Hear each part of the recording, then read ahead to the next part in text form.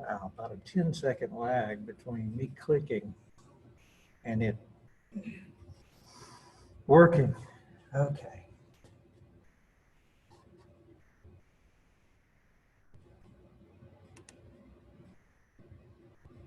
Oops.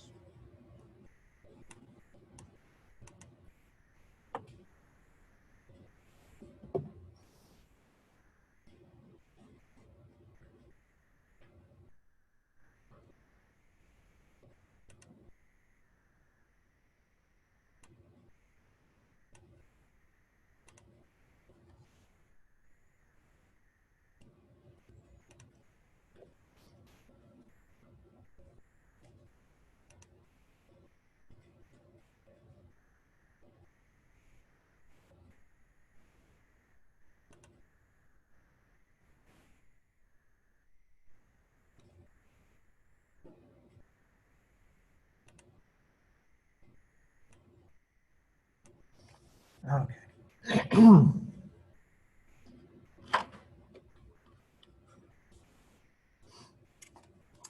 Today we are going to be covering Chapter 7 in the textbook.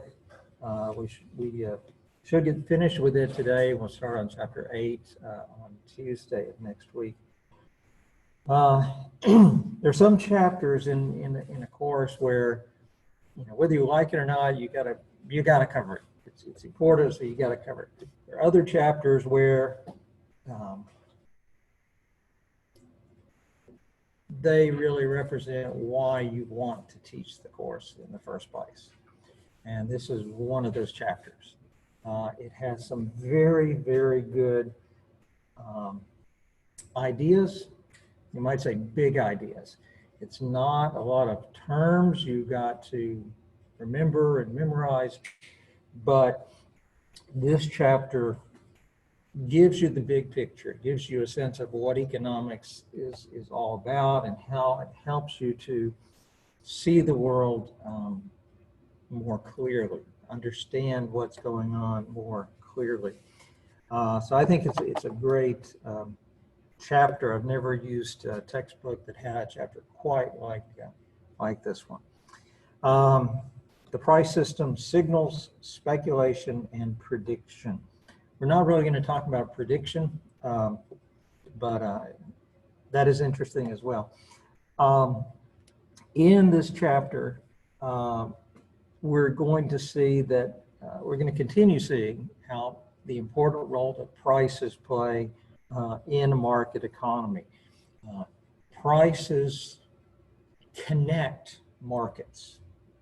Markets are connected not only different goods. Okay, if the supply of gasoline goes down, okay, well, that's going to have an impact in the market for electric vehicles. Okay? So you've got one good, market for one good is connected to market for another good. But markets also connect, or prices connect markets geographically.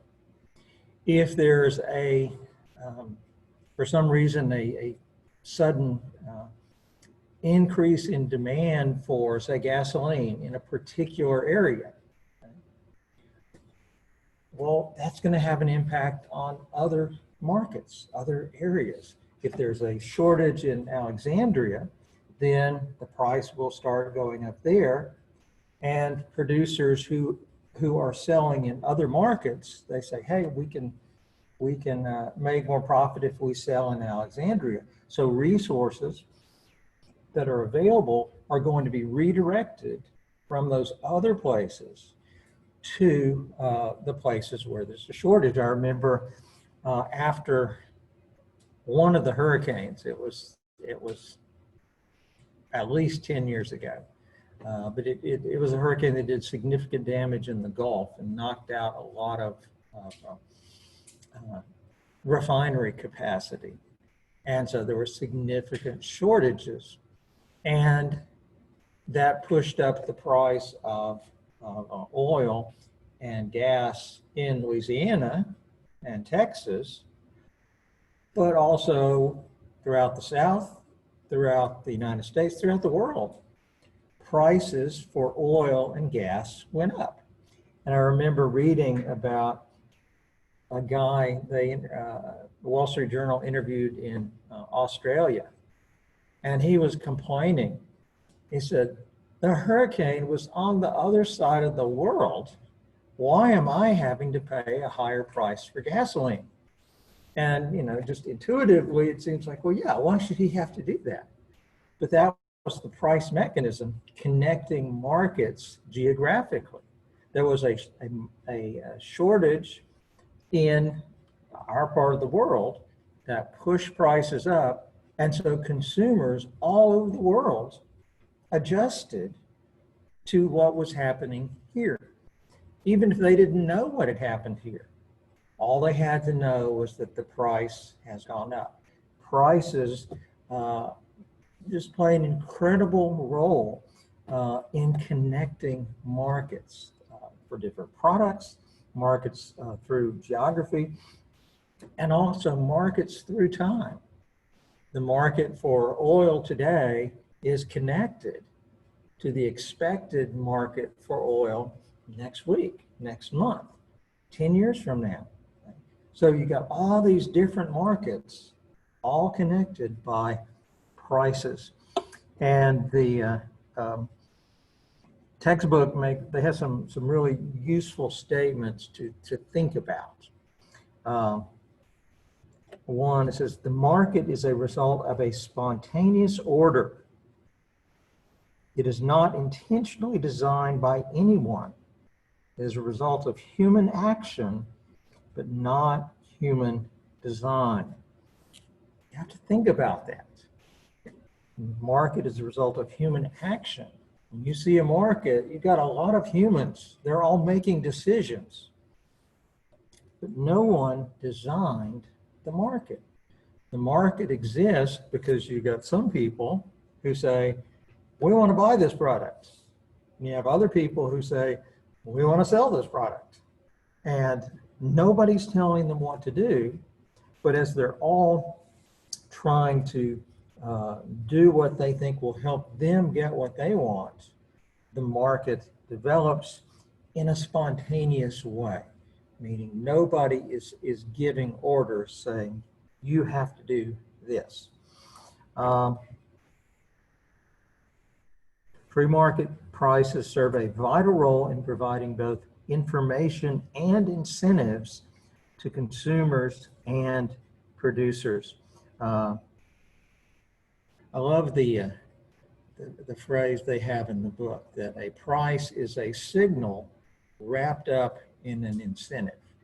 I think that this is a great way of saying prices provide signals, they give information, and they are communicating. They're communicating that information in a way that gives people an incentive to use that information in making decisions. Doesn't do any good to have the information if you don't have an incentive to use it. And prices communicate information and they give you an incentive to base your actions on it. If you go to the gas station and you see that the price of gas has gone from $2 to $8 per gallon, you get the signal. You know that this product is now a lot more expensive. It's a lot more valuable to somebody. You don't know who, but it's much more valuable to somebody. And you have an incentive to look for ways that you can help deal with the problem by cutting back and using less. And in a market economy, you have people, you have 300 million people, consumers, looking at prices, taking those prices into account when they make decisions, and you have millions of producers looking at prices and taking those prices into account when they make decisions. Everybody's making decisions based on information, and they're getting that information largely from market prices. Where do those prices come from? Not from the government saying, okay, the price of gas needs to be $2.34. The price is spontaneously generated as you have buyers and sellers interacting with each other. Um,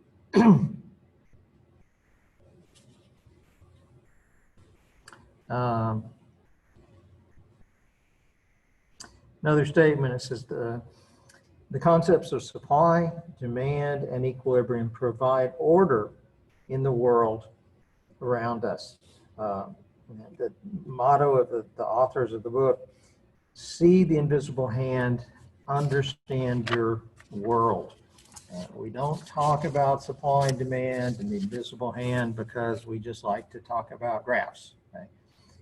It's a framework that if you make it a part of your thinking, if you have that mindset and you bring it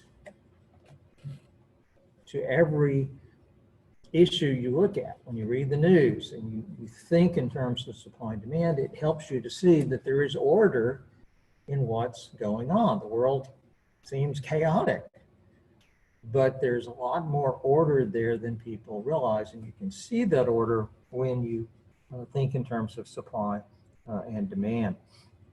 And they give some examples that I think are really great. Do you remember the example they give concerning Valentine's Day? Oil shock made transporting roses grown in the U.S. too expensive. So that was outsourced to Kenya and Ecuador. That's right. It has to do with the oil shock and the back in the 1970s and how people responded. They point out that on Valentine's Day, approximately 180 million roses are sent from Kenya to the United States. That's 50,000 tons of flowers grown in Kenya, sent here. They are grown, people who tend these roses generally are women, and they don't really even know much about Valentine's Day. And yet they're growing all of these roses. Why are they doing that? It seems like a rather complicated way to get roses in the United States. And they go through the story of how that happened, that prior to the 1970s when oil was very cheap, so transportation was cheap, or electricity was cheap. Most flowers were grown in greenhouses in the United States. But then when the price of energy went up, the price of heating those greenhouses went up dramatically. And that means that the cost of growing those roses was going to be dramatically higher. So just think about if you are you're in business growing roses, and your costs have gone way up, you're going to have to raise your prices a lot. So you have an incentive. Always think about incentive. You have an incentive to think about what are my alternatives. I don't want to grow these roses where I'm going to have to heat them. It would be great to grow them where it's already warm. But how can I avoid the high cost of heating? Well, it comes to mind, well, I could grow them somewhere where it's warmer, and Kenya is an example. But then what's the drawback of growing them in Kenya? You've got to ship them across the world, and you've got, think of all the things that could go wrong. You have the cost of shipping them, but then you also have the possibility they're not going to survive the trip. They're going to die. Can you ship them fast enough for this to make sense? If you're the business person who is making this decision, this is a tough decision. It is not obvious which way you should go. And if you make the wrong decision, you're probably going to go out of business, which means you're going to lose a lot of your wealth. It means your standard of living is going to go down. So as the business person, as the entrepreneur, you see the problem, you have an incentive to look at the alternatives, and it's not obvious what you should do. You're going to have to get a lot of information. What's it going to cost? What's the price of jet fuel going to be? You're going to have to know, are they going to survive the trip? Lots of information you're going to need. And then even after you get all that information, you're not going to know for sure, because you might get your information today, you set up your operations in Kenya, and then the price of transportation goes up dramatically, and it turns out you made the wrong decision. You're going to have to deal with uncertainty. Get all this information you need, difficult choices you have to make. Somebody has to make those choices. In a market economy, it's the entrepreneur who has the incentive, or who gets to make the choice and has a real incentive to go out and get the best information and then make the best decision they can. And even when they do that, there's going to be a lot of risk. So they're going to be bearing that risk. Imagine you've got $10 million and you have invested it in this company. You're going to be very careful. You're going to talk to experts before you make those decisions. Now compare that if you had the government. Let's say you have a commissar of flour production who has to decide, should we produce them in Kenya or should we produce them here? Is that commissar going to automatically have all the information? No. And if that commissar, the government official, makes a bad decision, then that means that flour production will lose money. And if it's government production, that means that it's the taxpayer who's going to suffer, and the taxpayer probably won't even know it was a bad decision. So the government official, if they're making the decision, they really don't have nearly as much incentive to make sure they make a good decision. Yeah. You talked about pricing. An example from the Soviet Union was that they had an economic advisory board that had to arbitrarily set the price for, it was 24 million consumer goods, oil, gasoline, flour, corn, things like that. So 24 million prices, even with the smartest dudes in the room, they're not going to have the information to be able to work all that out. That's right. In the Soviet Union, they did have very smart people who were given the job of setting prices for millions and millions of different goods. And it doesn't matter how smart the people are, they don't have the information that they need. Nobody has all of that information. But in a market economy, you get to specialize, and each entrepreneur gets to specialize in gathering the information that is most important for his business. And then if he makes good decisions, he gets the reward. And if he makes bad decisions, he is going to bear the cost. Whereas in a socialist system where the government's making those decisions, if they make a really good decision, well, that's great for consumers, but the person who made the decision doesn't get that much benefit. If they make a terrible decision, then that's terrible for consumers, but the person who made the decision doesn't really suffer. So incentives to gather information depend critically on what kind of system you're using. In a market economy, people making the decisions are the entrepreneurs, and they know that their standard of living depends on whether they make good decisions or not.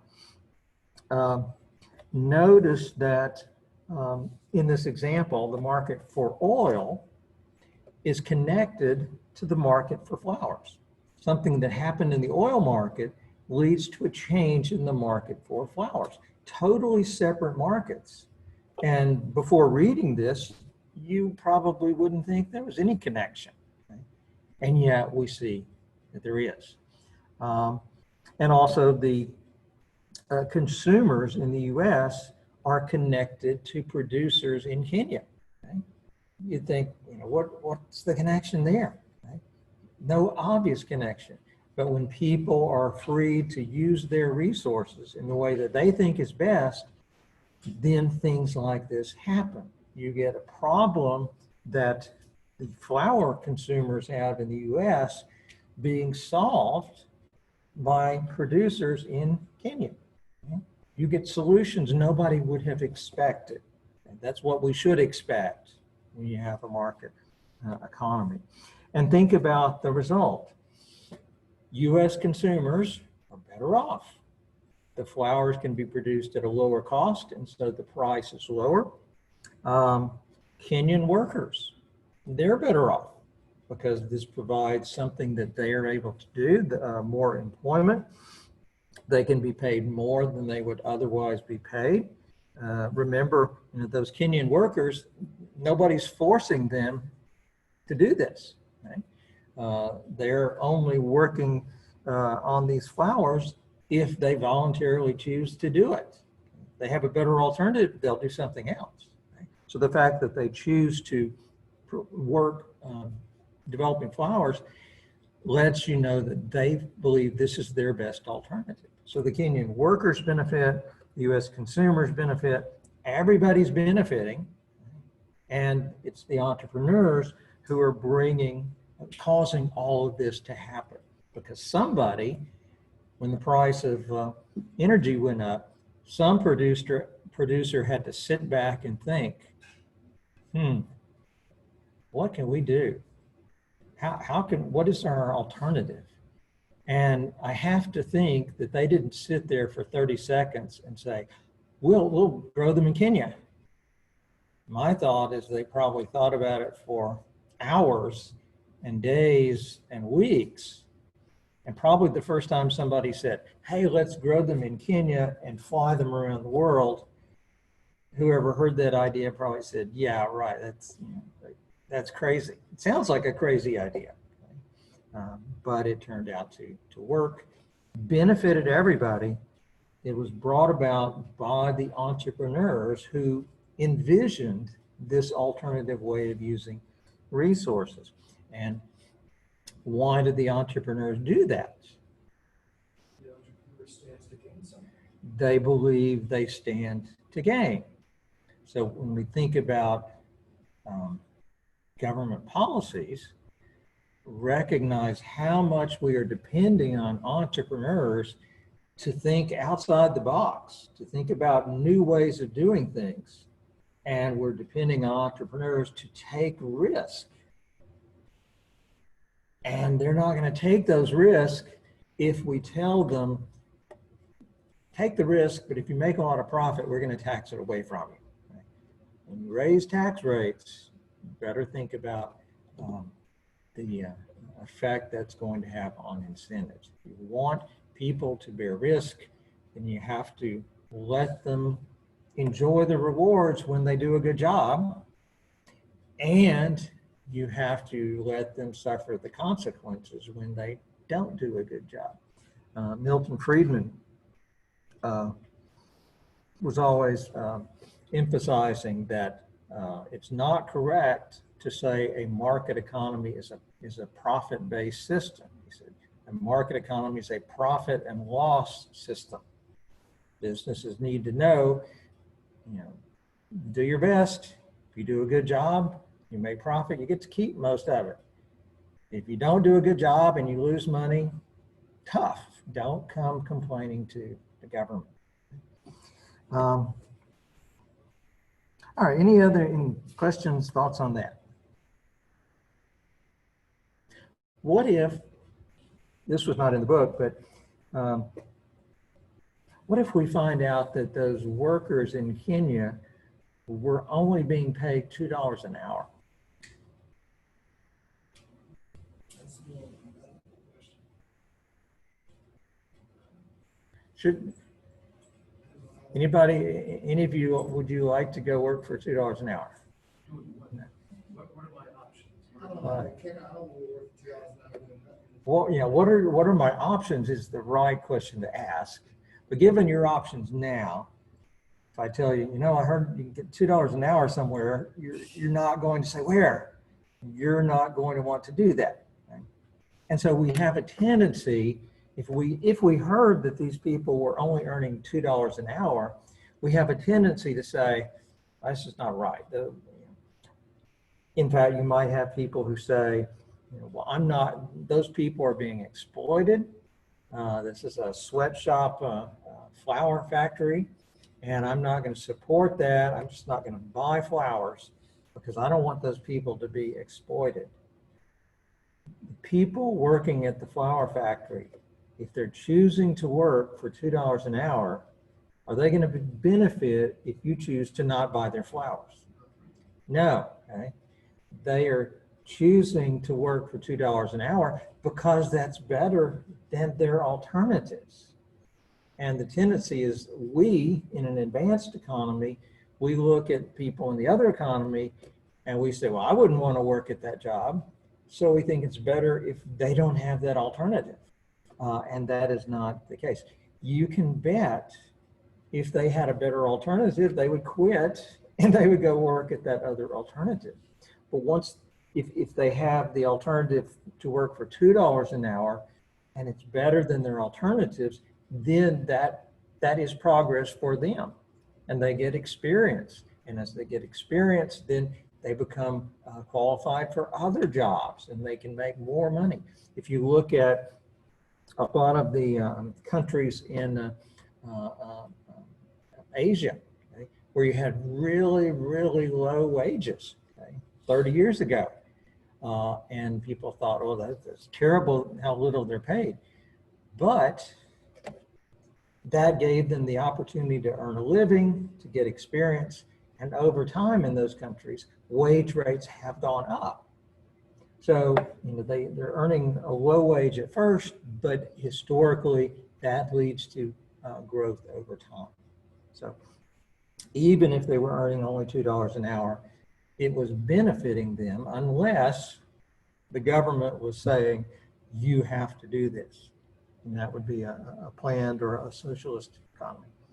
Okay, second example from the book. I think it's very interesting. About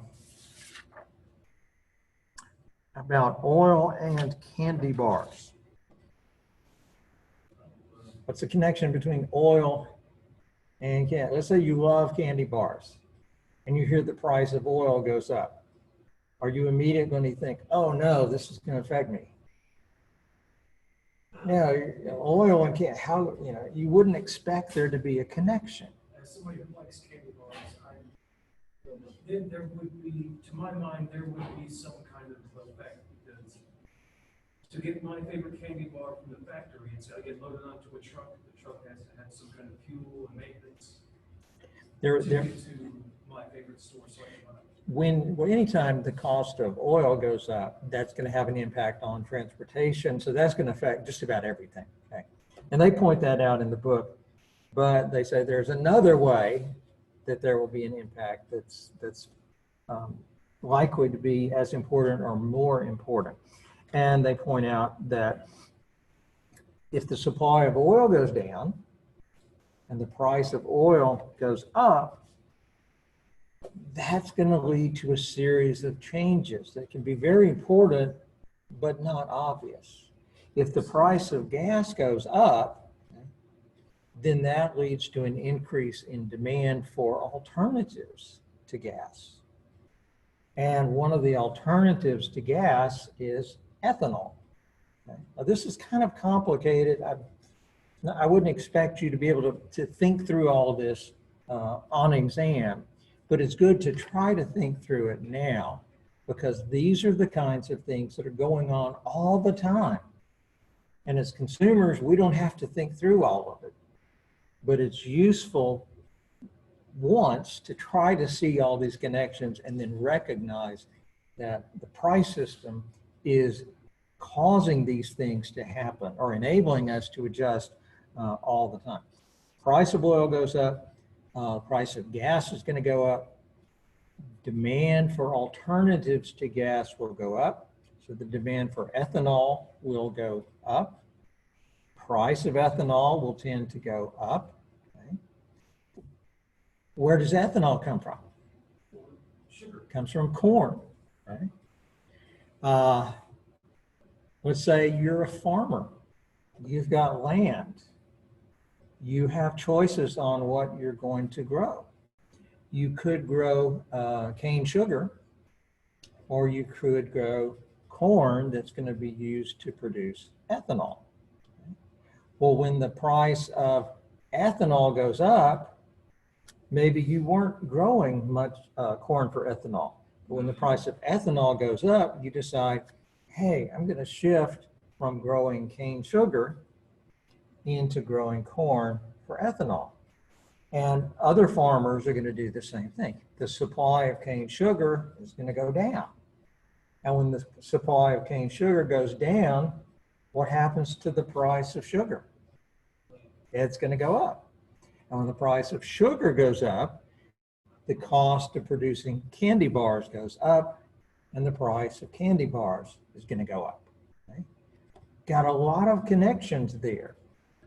And sometimes the connections can be, if you're not in the market, if you're not producing that thing, it might never occur to you. Okay? But for the people who are involved in that market, they're likely to see this very quickly, and they realize, oh, this is going to be a big thing. It's going to be a big adjustment. And it's facilitated by the price mechanism. Every time you have one change, it leads to price changes, and that communicates what has happened to lots of other people in the market. So you might end up buying fewer candy bars as a result of the price of oil going up. You didn't realize that. All you know is the candy bar I like costs more now. You don't realize it's because of all these connections. Okay? But the price mechanism is enabling all of those adjustments to occur. And without prices, we would not be able to use our resources as efficiently as we do with prices to help us in these choices.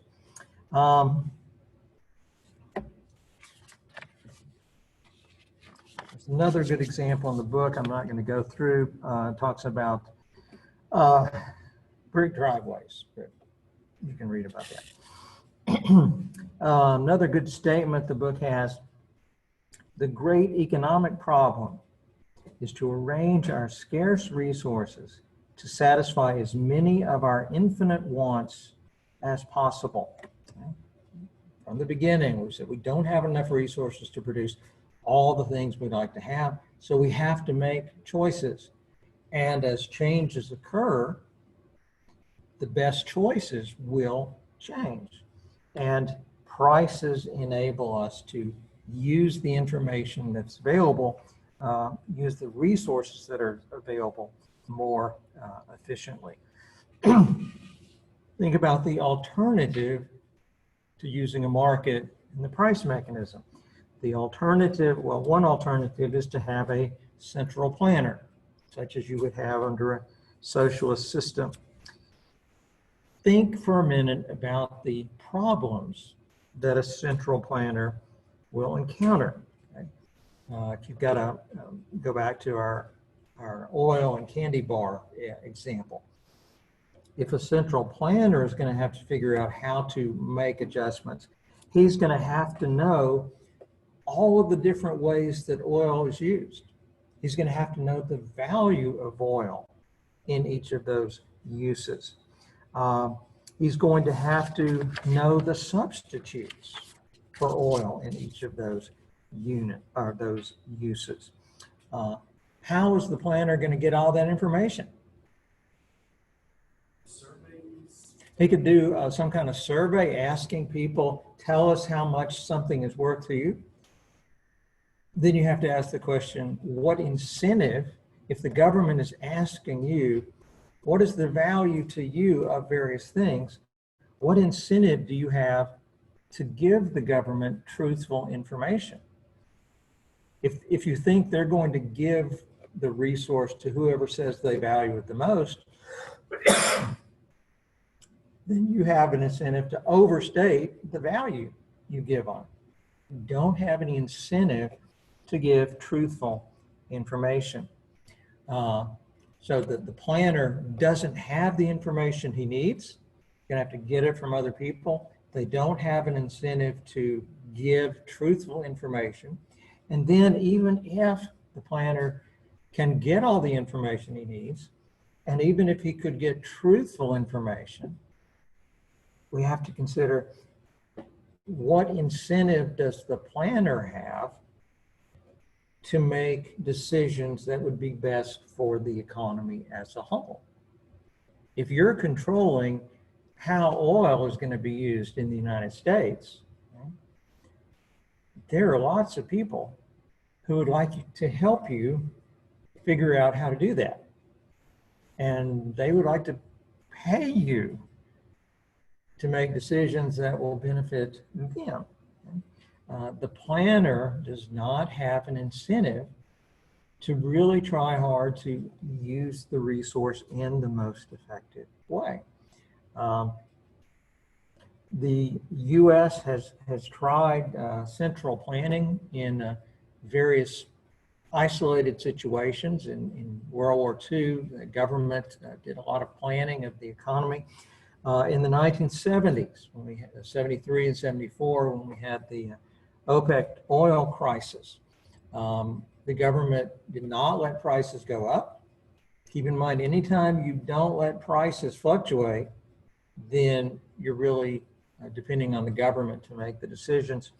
And the government did things like forbid gas stations from opening on Sunday.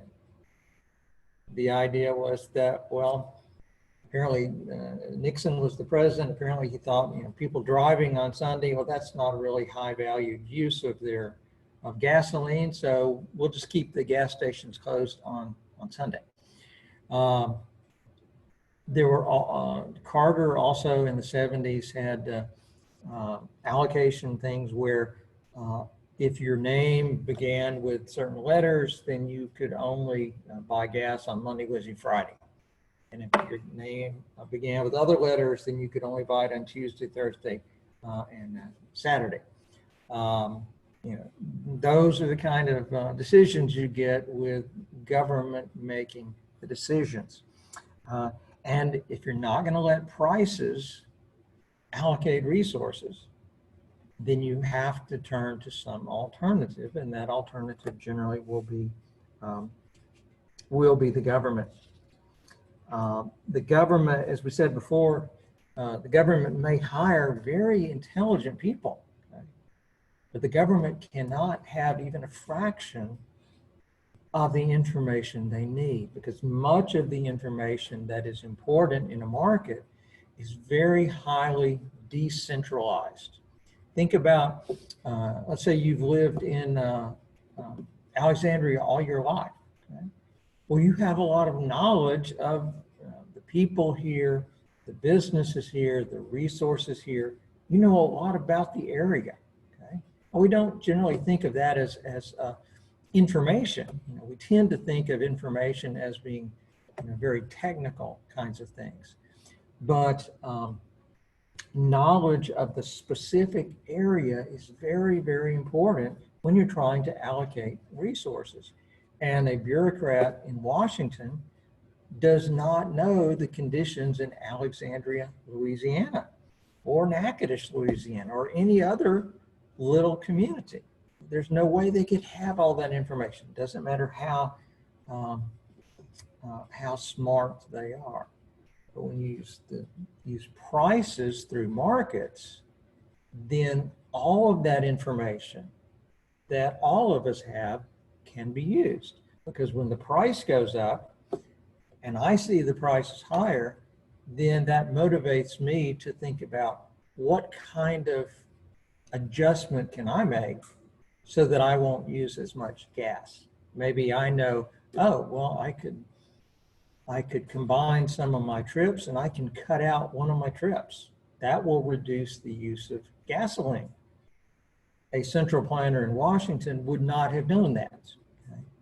But prices give everybody an incentive to use the information they have in order to best allocate the resources that are available. The book talks about how central planning has failed around the world because of problems of incentives and information.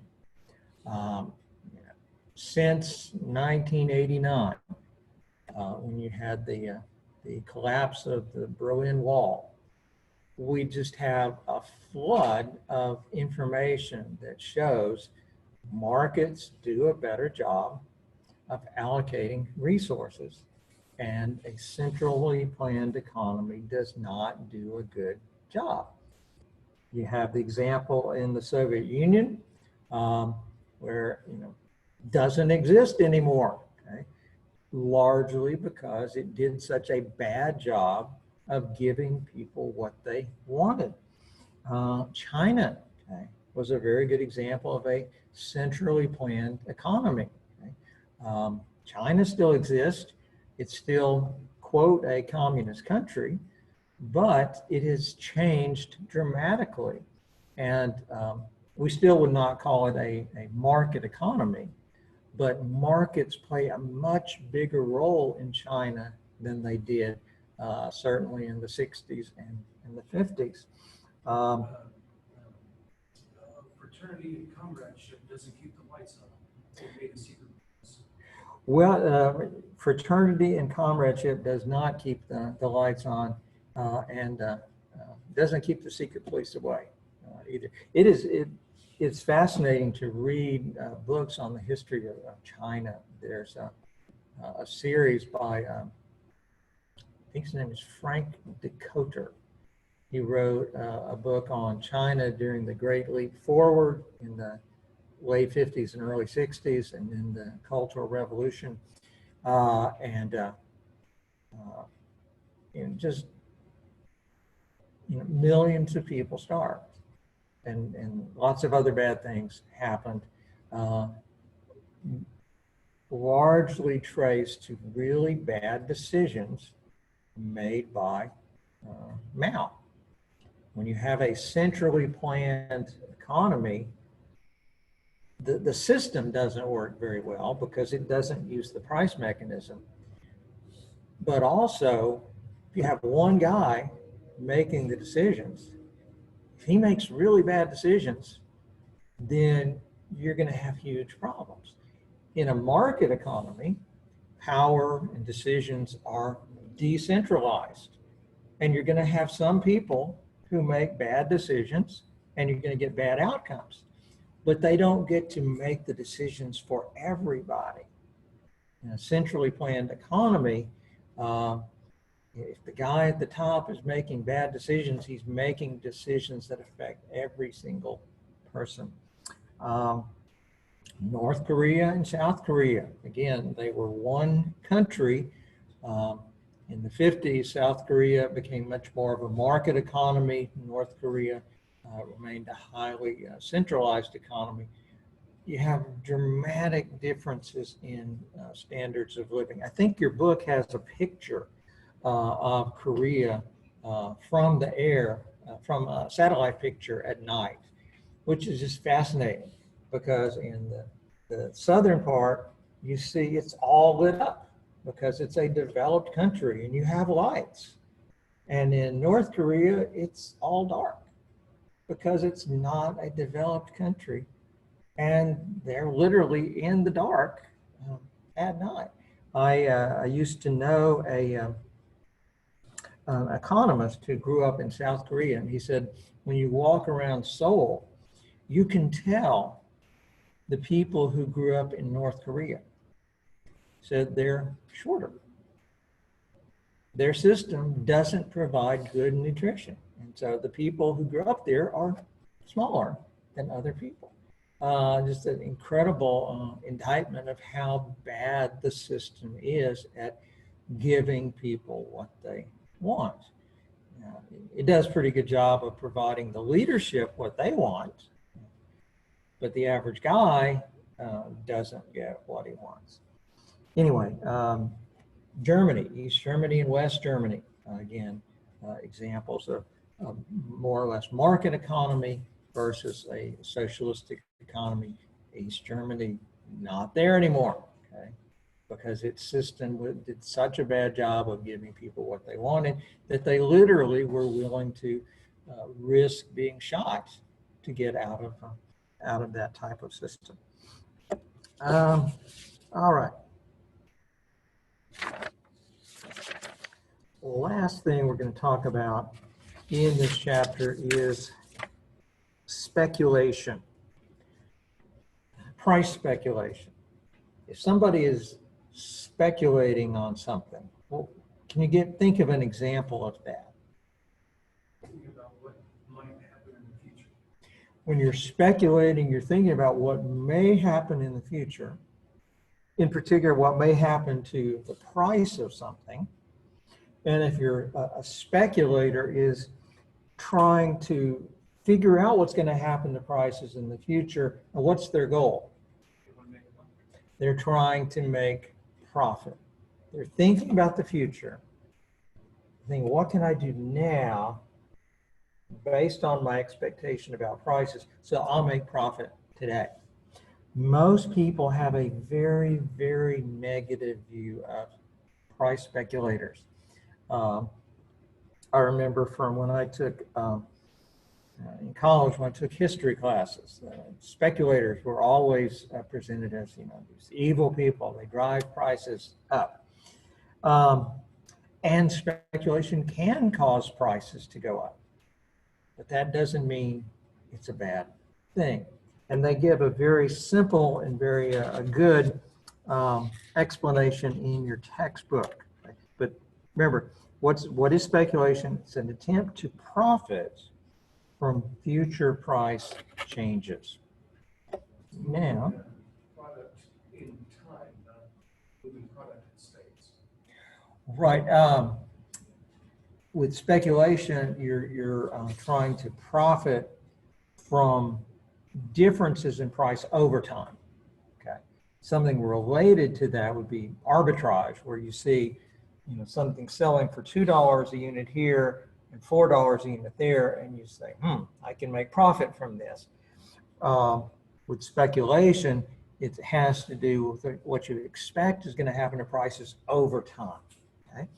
Now, let's see here.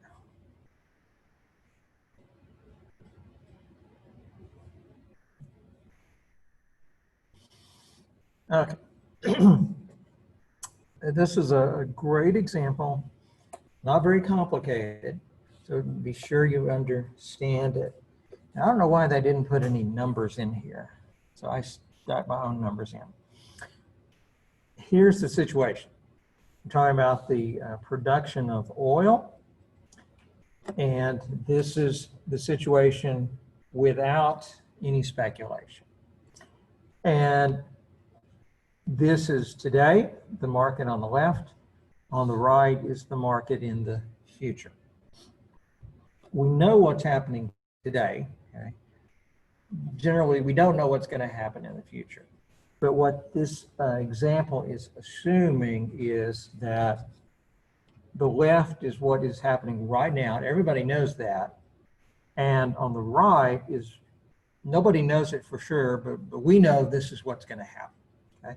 So what we see here is that in the present, without any speculation, the price of oil is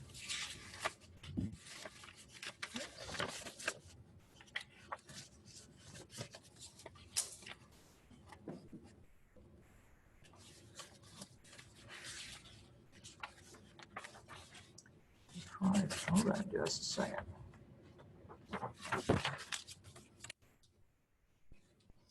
Let's say the price of oil today is $60 a barrel. We're in equilibrium. And let's say some of us, are omniscient and we know what the future is going to be. We know that the supply is going to be cut in half. It's not going to be 80 million barrels a day. It's going to be only 40. And as a result, the price is going to be much higher. Let's say it's going to be $120 per barrel. Okay? Anybody know what the highest price historically oil has ever been at? Right now it's around $40 a barrel. $150. It was in 2008. 2008, the price at the beginning of 2008, the price soared to $150 a barrel right before the financial crisis, and then it reversed and it went down to I believe below $40. Anyway, so 120 is that has happened in the past. So here the price today is $60. In the future, because of the reduction in supply, price is going to be much higher. Right? So if you were a central planner and you knew this, and if you really wanted to do what was best for the economy, what would it be a good idea to do now? We got 80 million barrels a day now. Next year, we're only going to have 40. What would be a good idea to do? Consumption or to save a whole bunch? Reduce consumption now. You know you're not going to have as much in the future. You want to get more in the future. So how can you do that? Well, you save some today. You don't use as much as you would otherwise use, so that there'll be more available in the future. If you were a benevolent central planner who was omniscient, you try to figure out how can we reduce consumption today so there'll be more available in the future. Unfortunately, we don't have too many benevolent central planners who are omniscient, but we do have a market, and we have people who are trying to make profit. So if you believe that this is going to happen, okay, you've studied it, and you really believe you could buy oil today for $60 a barrel, and a year from now it's going to be worth $120, what would you like to do? Buy some of it today, sell it in the future, buy low, sell high, and you would make a lot of profit. You could make a killing on this. Okay? And your motivation would be what? Make profit for myself. Okay? And generally that's speculators are motivated by the desire to make profit. And they may be greedy. Okay? It doesn't matter. Okay? What we're trying to identify is what will the effects be if you have speculation. Okay? Will the effects be beneficial for the economy, or will they be detrimental? Okay? So we can use our supply and demand graph to think through this. So here we have, let's say today's price was 60. Price in the future was going to be 120. If you have speculators who think this is what's going to happen, and they start buying up oil or reducing the supply, okay, that rather than putting it on the market, they are storing it, okay, then, and let's say that there's a total of 20 million barrels. It's not going to be consumed. It's going to be put into storage. Okay? then the supply of oil today decreases. Okay? And when the supply decreases, what does that do to the price today? It causes it to go up. And we don't know for sure what it will go to, but let's say it goes up to $90.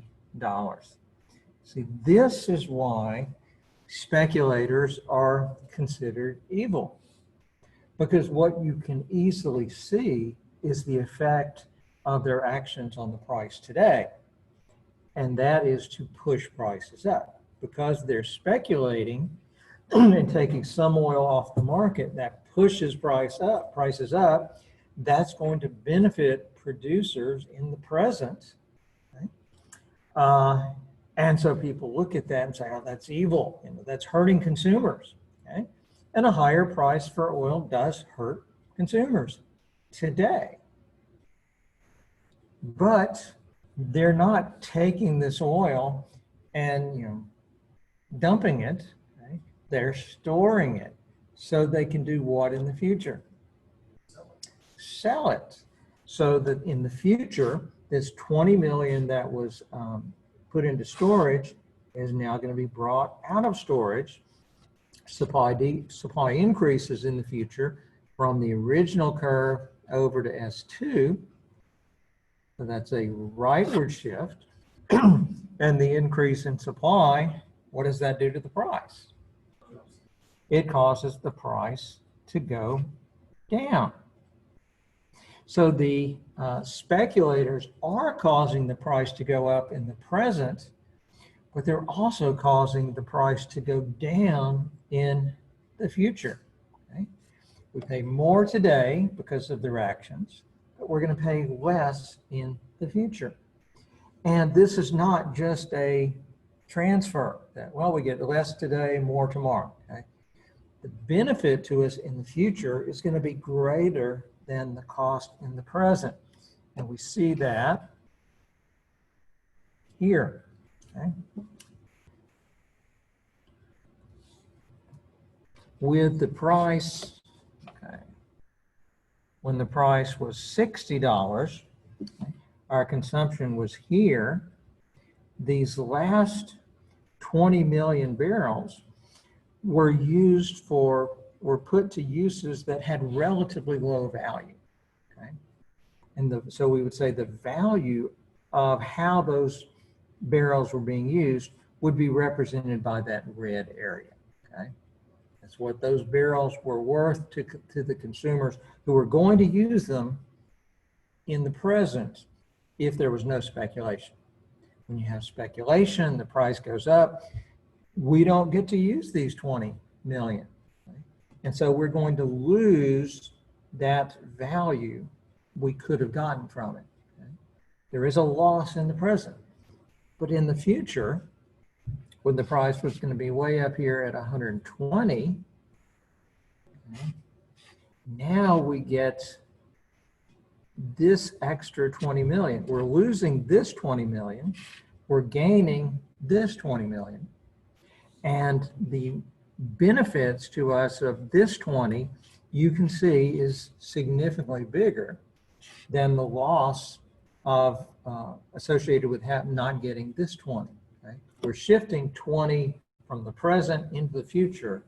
But the benefit of that is we're getting this big benefit at this lower cost.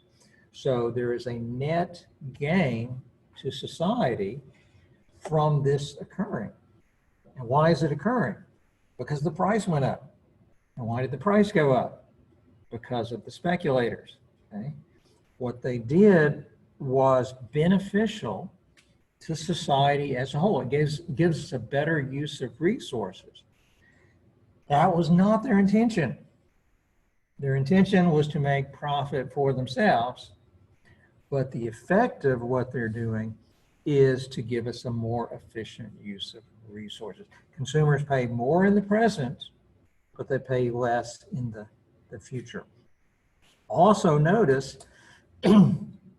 generally the speculators don't know for sure that they're right. They think they're right. They could be wrong.